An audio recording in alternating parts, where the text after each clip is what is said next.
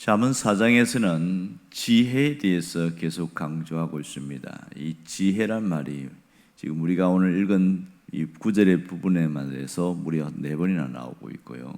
또 하나 강조하는 게 명철입니다. 명철이 또 2번이나 나오고 있지요. 자, 오늘 이 4장 4절에서 9절까지 내용이 보면 이 아비가 자식에게 진짜 인생이 무엇인가 하는 것을 말하고 있습니다. 한 번밖에 없는 인생을 잘 살려고 하면 가치 있게 살려면 어떻게 해야 하는가, 그것을 말하고 있죠. 자, 4절 앞부분 보십시오. 아버지가 내게 가르쳐 이르기를, 이렇게 말합니다. 여기 보면 이 아버지는 부모로 표현될 수 있고요, 또 하나는 하나님으로 표현될 수도 있습니다. 자, 1차적으로는 부모가 자녀에게 인생을 사는 지혜에 대해서 가르쳐주고 있습니다. 이미 서양에서는 자녀들에게 특별히 뭔가 강요하지 않는 것이 일상화됐습니다.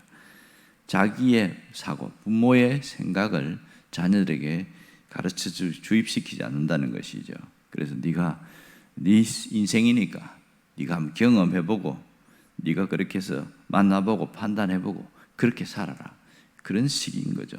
그러다 보니까 이전에는 상상도 못하는 그런 범죄들이 많이 일어나고 있습니다.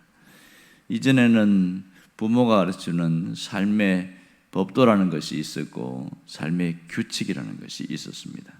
그런데 부모가 그걸 가르치지 않다 보니까 이제 그 자체가 없어져 버린 것이죠. 그것이 우리나라에도 영향을 받게 되고, 부모가 자녀에게 그것을 중요한 것들을 가르치지 않고 그냥 살아갑니다. 돈만 주면서 그냥 그렇게 살아가게 되고, 그리고 아이들은 어떻게 배우냐? 유튜브를 통해서 배웁니다. 친구를 통해서 배웁니다. 그런데 그것이 정말 지혜로운 것이면 다행이지만 그렇지 않은 것이 대부분인 것이죠. 결국은 네 인생이니까 네가 선택해서 네가 결정해라, 그렇게 했더니 정말 이상한 쪽으로 흘러가더라는 겁니다. 여러분, 이 부모를 주신 이유가 뭘까요? 자녀에게 부모는 어떻게 살지 잘 안 살아봤으니까 바르게 살 수 있는 방법을 알려주라고 그렇게 한 건데, 그것들이 점점 없어지고 있다는 것이죠. 지금 우리가 이 부모를 통해서 배워야 될 게 참 많습니다. 그게 바로 삶의 지표, 삶의 기준, 뭐 그런 것들이겠죠. 그런데 요즘은 그 부모들이 대부분은 많은 사람들이 포기를 하고 살아갑니다. 그나마 신앙을 가진 사람은 훨씬 낫습니다. 신앙의 어떤 중심이 있기 때문에 아주 필요한 부분을 가르치긴 합니다. 자, 여기서 또 하나는 부모는 하나님을 말하고 있습니다. 이 아버지라고 표현된 부분은 하나님이 우리에게 말씀하신 것으로 이해할 수 있겠지요. 자, 무슨 말씀을 하고 있습니까? 오늘 4절에 보면 내 말을 네 마음에 두라, 또 내 명령을 지키라, 이런 얘기를 하고 있습니다. 자, 하나님이 내 삶의 기준이 되고 또 삶의 법이 무엇인가 하는 것을 말씀해 주고 있는데요.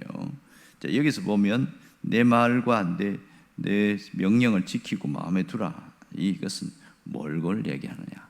말과 명령이라는 게 뭐냐는 거예요.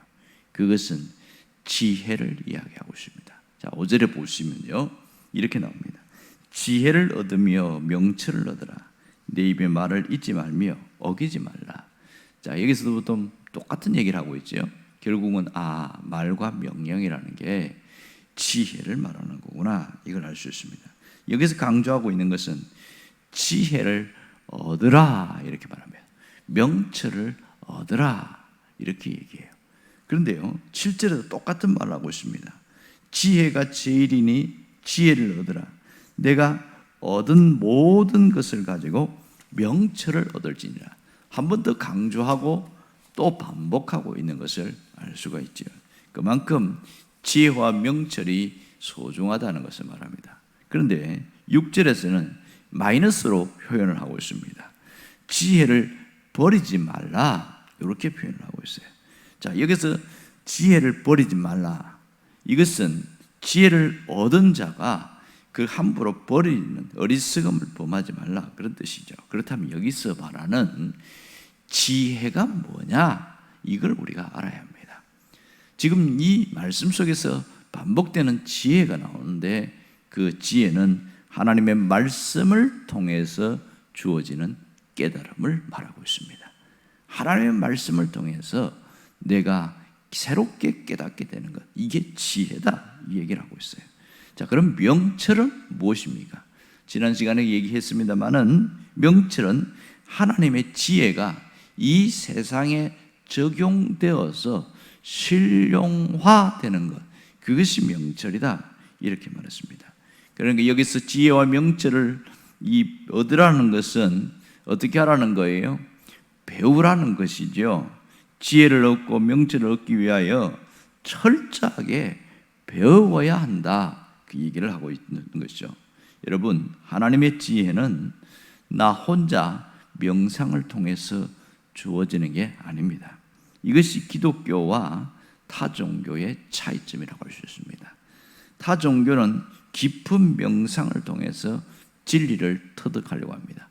참선을 통해서 진리에 이르려고 합니다. 그것은 단순한 생각의 정리지 진리가 그 속에 들어오는 건 아니겠지요. 우리는 하나님의 진리를 배워야 합니다. 인생에서 가장 중요한 것은 하나님의 지혜와 명철을 배우는 것이라고 할 수 있죠. 또 지혜를 버리지 말라 하는 것은 내 입맛대로 인생을 살지 말라는 겁니다. 자기 욕망대로 살지 말라는 거예요. 우리가 현실에서 어떤 욕심에서 부딪혔을 때 하나님의 말씀은 하지 말라, 이런 얘기를 하고 있는 겁니다. 내가 하고 싶은 것, 내 욕심대로 하다가는 반드시 패망하게 되어지고 큰 낭패를 당하는 그런 일들이 있으니까 지금 당장은 이루어 보이도 나중에 그것이 나를 죽이는 일이 될 것이다. 그러니까 하지 말라. 이걸 깨닫는 게 지혜라는 거죠. 그래서 성경 야고보서는 중요한 얘기를 하지 않습니까? 욕심을 품고 있으면 그 욕심이 선을 낳는 것이 아니고 죄를 낳는다 그럽니다. 그 죄가 결국은 나를 재앙을 불러오게 한다는 거예요. 사망에 이르게 한다. 끔찍한 불행으로 이어지게 한다. 이게 주님이 말씀하신 겁니다. 결국 하나님의 말씀을 버리고 자기 욕망대로 살아갔을 때 우선은 좋아 보이지만 그것이 우리 내면이나 우리의 인생을 황폐하게 만들어버리고 불행의 원인이 되더라, 이런 얘기를 하고 있는 겁니다. 자, 그러면 이렇게 지혜와 명철을 배웠을 때에 어떠한 결과가 주어지느냐는 겁니다. 첫 번째로 내 삶을 보호한다는 겁니다. 이 지혜가 내 삶을 보호하고 나를 지켜준다, 이 얘기를 하고 있습니다. 자, 6절 중반절부터 보세요. 지혜를 버리지 말라. 그가 너를 보호하리라. 그를 사랑하라. 그가 너를 지키리라. 이렇게 말합니다. 결국 하나님의 말씀을 붙들면 하나님이 나를 지켜주신다는 것이죠. 우리가 세상을 살아갈 때에 우리 인간의 힘으로는 도저히 예측할 수 없는 일들이 굉장히 많이 생깁니다. 그러나 하나님의 말씀을 붙든 사람은 반드시 하나님이 지키신다는 것을 약속하고 있습니다.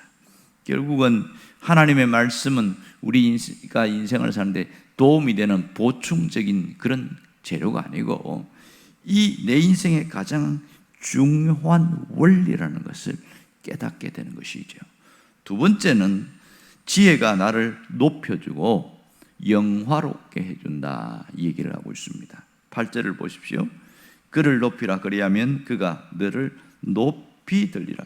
만일 그를 품으면 그가 너를 영화롭게 하리라.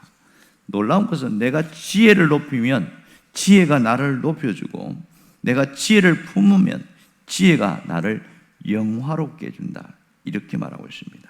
자, 여기서 지혜를 높인다는 것은 이것은 지혜 외에 다른 것을 붙들지 않는다, 이런 뜻입니다.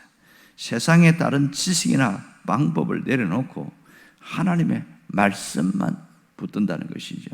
하나님의 능력을 의지하면서 살아간다는 그 뜻입니다. 자, 이렇게 하나님 말씀을 붙든 자에게는 하나님이 희한하게 똑같은 삶에서 차원이 다른 하나님이 능력과 번영을 부어주신다는 거예요. 결국 지혜가 그를 높이게 만든다는 겁니다. 우리가 하나님의 지혜를 품는다는 것은 그것이 머리에 머무는 것이 아니고 가슴으로 내려오게 되어지고 가슴이 뜨거워지게 된다는 겁니다. 그것이 내가 때로는 좌절할 때, 때로는 포기하고 싶을 때 나를 일으켜주고 나를 끌어주고, 그래서 모든 삶을 새롭게 바꾸어 나가게 되더라, 그런 얘기합니다. 그런데요, 9절을 보면 또 하나 이야기합니다. 그가 아름다운 관을 내 머리에 두겠고 영화로운 면류관을 내게 주리라. 지혜를 높이고 지혜를 품는 자에게는 한층 더 나가서 아름다운 면류관을 준다, 이런 얘기합니다. 세상에서 가장 존귀하게 만들고 하나님의 축복으로 이어지게 한다, 그 얘기를 하고 있습니다. 자, 정리해보면 이렇습니다. 결국 이 지혜와 명철을 배우게 되면, 내가 지혜를 품고 살아가면 이 현실 속에서 진짜 인생이 무엇이라는 것인지, 인생의 의미가 뭔지를 알게 된다는 것이고요, 내가 왜 태어났는지, 무엇을 위해 살다가 죽을 것인가 하는 것을 정확하게 깨닫고 살아갈 수 있다, 이 얘기를 하고 있습니다. 여러분, 지혜는 장식품이 아닙니다. 지혜는 생활 필수품입니다. 지혜는 사치품이 아니라는 걸 알아야 합니다. 지혜가 있으면 좀 더 나아 보이고 뭐 그런 게 아니에요. 이것은 반드시 우리가 가져야 되는 생활 필수품이고 생활의 에너지라는 것을 기억해야 됩니다. 사람이 건강하려면 5대 영양소가 있어야 된다, 이렇게 말합니다. 어떤 사람이 건강할 때 보면 가장 기본적으로 탄수화물, 단백질, 지방, 무기질, 비타민, 이런 5대 영양소로 아주 건강한 사람은 그렇다는 겁니다. 그런데 어느 그 하나가 결핍이 일어나게 되어지면, 또 어느 하나가 너무 과대해지면 이게 이상하게 사람이 건강에 문제가 생기고 또 몸에 이상한 현상들이 생긴다는 겁니다. 자, 이 지혜가 그렇다는 거예요. 지혜는 우리 인생의 5대 영양소처럼 우리 삶에서는 가장 필수적이고 나를 살리게 하는 능력이다, 그 얘기를 하고 있습니다. 자, 이 세상을 살아가는 사람들 중에 자기 열심으로, 자기 지식으로 사는 사람이 있고 또 하나님의 지혜로 살아가는 사람이 있습니다. 하나님을 믿는 진정한 신앙인들은 하나님의 지혜로 살아가려고 해야 합니다. 하나님의 지혜로 사는 자가 아주 현명한 자라는 것을 알 수 있습니다. 여러분, 오늘 우리가 내가 하나님의 말씀을 붙들고 그 깨달은 말씀을 갖고 살아가는 게 얼마나 놀라운지를 깊이 생각해야 됩니다. 사도 바울은 이것을 깨달았어요. 하나님의 지혜로 살아가는 게 뭔지를 그는 알았습니다. 그는 어릴 때부터 예루살렘으로 유학을 가서 오랜 시간 동안 학문을 연구해서 구약에 아주 정통한 사람이었지만 가장 중요한 지혜를 놓쳤어요. 그게 뭐냐면 자기들이 기다리는 메시아가 누군지를 정확하게 파악하지 못하고 엉뚱한 것에 매달리고 있었습니다. 결국은 이 사도 바울이 예수를 믿는 사람들을 죽이는 그런 일을 했습니다. 그러다가 다메섹에서, 지금 시리아에 있는 그 다메섹에서 낮 12시에 예수님이 직접 나타나십니다. 거기서 말에서 꼬꾸라져 가지고 거기서 환상 속에서 주님을 만납니다. 그리고 자신이 잘못 살았다는 걸 알고 아라비아 사막에서 3년 동안 묵상하면서 내가 뭘 배웠는가, 왜 이렇게 살았는가, 철저하게 자기를 반성을 하면서 돌이키게 되어집니다. 그리고 나서 그가 지혜를 얻었어요. 바울이 이야기한 지혜가 뭔지 아세요? 예수를 아는 것이었습니다. 오늘 우리가 결단해야 될 것도 이겁니다. 진정한 지혜는 어디서 나오냐? 바울이 말한 것처럼 가장 고상한 지식은 예수 안에 있다, 이걸 얘기하고 있습니다. 그러므로 우리가 예수를 아는 지식으로 돌아가려고 하는 것, 이게 가장 탁월한 사람입니다. 예수님 안에는 모든 것이 들어 있습니다. 여러분, 하나님의 말씀하니까 너무 방대하잖아요. 하지만 예수님 안에 있으면 우리는 그 많은 지혜와 보화를 얻을 수가 있게 되는 겁니다. 그러므로 그리스도를 아는 것이 참된 지식이요 참된 지혜임을 바울이 강조하고 있습니다. 그리스도 안에서 사는 것이 내 인생의 변화와 전환점을 이룬다는 것을 강조하고 있는 것이죠. 그러므로 오늘 우리는 주님과 함께 사는 것, 그리스도를 아는 지식으로 충만해지는 것, 이게 얼마나 중요한지 모릅니다. 여러분, 오늘 우리가 기도할 것은 이겁니다. 하나님, 내가 세상의 지식과 세상의 방법으로 살지 않고 하나님의 지혜로 살아가겠습니다. 그 결단이 있어야 됩니다. 그리스도 안에 있는 지혜, 주님을 품고 살아가겠습니다. 그럴 때 우리는 갈수록 놀랍게 변화되는 삶으로, 새로워지는 삶으로 살아가게 될 겁니다. 여러분이 그러한 삶의 주인공이 되시길 간절히 바랍니다. 기도하겠습니다.